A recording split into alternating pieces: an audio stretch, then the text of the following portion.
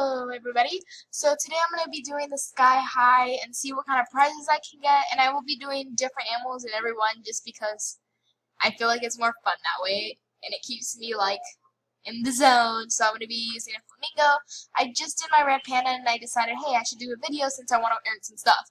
The kind of stuff I really want to earn is, like regular stuff like lollipop necklaces and all that cute knickknack. So I got scary horns. I was kind of disappointed, but we're gonna try with the flamingo, and I'll show you guys once I get my prize of what I get. No, I was halfway there and I got stuck on a cloud because I was like getting scared. Okay, wait, I want to change my animal. Okay, I'm gonna be a leopard for this one. Sky high. Okay, play. Okay, there we go. Oh my god, I kept on failing with the leopard, so I'm just gonna switch to a polar bear now. Okay.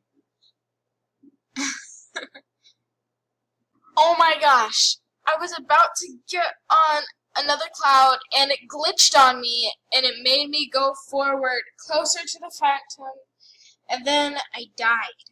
I'm not playing this anymore. No. I hate you, Animal Jam. I'm logging out.